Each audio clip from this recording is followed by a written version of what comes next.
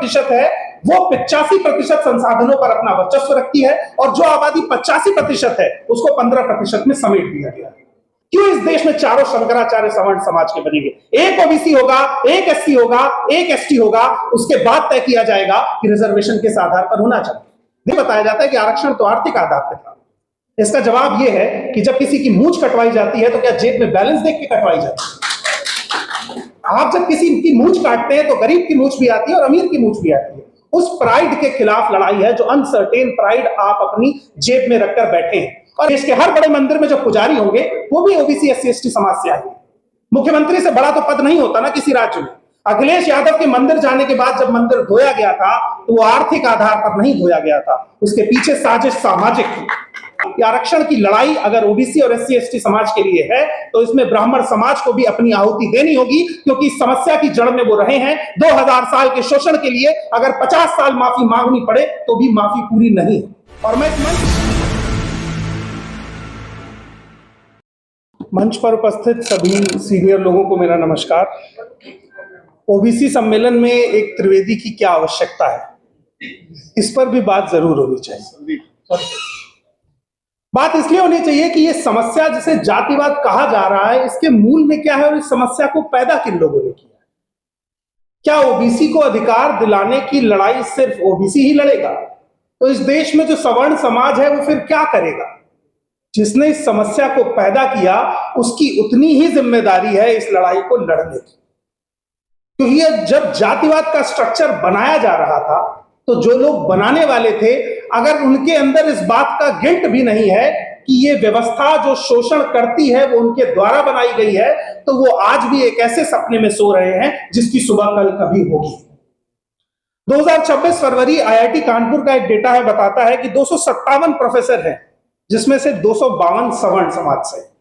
OBC 3 है, बाकी पद रिक्त है। और ये सिर्फ एक आईआईटी का नहीं, देश की तमाम आईआईटीज का यही हाल है।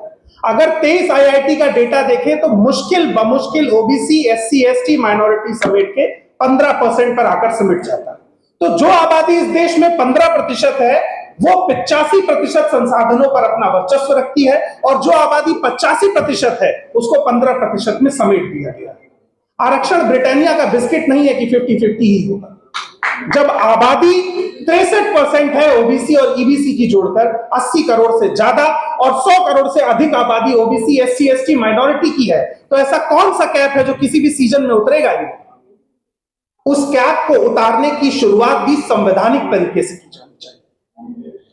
पिछले कई वर्षों में जब रिजर्वेशन का कैप हटाने को लेकर डिबेट हुई तो किसी मेन स्ट्रीम टीवी मीडिया पर कोई डिबेट ऑर्गेनाइज नहीं, लेकिन 7 दिन पहले आरक्षण हटाओ मूवमेंट शुरू होता है और हर मेन स्ट्रीम मीडिया के टीवी चैनल पर आरक्षण को हटाने की एक नई बहस शुरू कर दी जाती है, जिसमें यह बताया जाता है कि आरक्षण तो आर्थिक आधार पर था।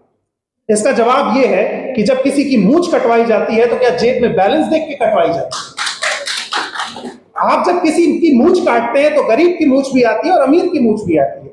उस प्राइड के खिलाफ लड़ाई है जो अनसर्टेन प्राइड आप अपनी जेब में रखकर बैठे हैं। और अभी तो ये लड़ाई सरकारी नौकरी, संवैधानिक तरीके से संसद के भीतर ओबीसी रिजर्वेशन की है। एक और बड़ा सेक्टर है इस देश में जिसको रिलीजियस इकोनॉमी कहते हैं। आप लोग दंग रह जाएंगे, 9 लाख करोड़ रुपए की इकोनॉमी है देश के टॉप 15 मंदिरों की, और 4000 किलो सोना है। क्यों इस देश में चारों शंकराचार्य सवर्ण समाज के बनेंगे? एक ओबीसी होगा, एक एससी होगा, एक एसटी होगा, उसके बाद तय किया जाएगा कि रिजर्वेशन किस आधार पर होना चाहिए। देश के हर बड़े मंदिर में जो पुजारी होंगे वो भी ओबीसी एससी एसटी समाज से आएंगे। मुख्यमंत्री से बड़ा तो पद नहीं होता ना किसी राज्य में। अखिलेश यादव के मंदिर जाने के बाद जब मंदिर धोया गया था तो वो आर्थिक आधार पर नहीं धोया गया था, उसके पीछे साजिश सामाजिक थी। जब कथा पढ़ने वाले एक यादव को उत्तर प्रदेश में पीटा गया था तो आर्थिक आधार पर नहीं पीटा गया था। हमें और आपको इस बात को समझना पड़ेगा कि आरक्षण की लड़ाई अगर ओबीसी और एससी एसटी समाज के लिए है तो इसमें ब्राह्मण समाज को भी अपनी आहुति देनी होगी, क्योंकि इस समस्या की जड़ में वो रहे हैं। 2000 साल के शोषण के लिए अगर 50 साल माफी मांगनी पड़े तो भी माफी पूरी नहीं। और मैं इस मंच से इस बात की शुरुआत करता हूं, जैसे अमेरिका के भीतर काले लोगों ने गोरे लोगों के सामने सरेंडर नहीं किया तो गोरे लोगों ने उनके सामने घुटने पर बैठकर माफी मांगी। और इस देश के ब्राह्मण को अगर आपसी वैमनस्यता, भेदभाव और जो घृणा इस देश के ओबीसी एससी एसटी समाज के भीतर आपके लिए है, उसे कम करना है तो अंततः आपको माफी मांगनी पड़ेगी। रिजर्वेशन सामाजिक उत्थान देगा, आपके बीच के भेदभाव को कम करने के लिए ऐसे तमाम लोगों को फ्रंट लाइन आना पड़ेगा। बहुत बहुत शुक्रिया, धन्यवाद।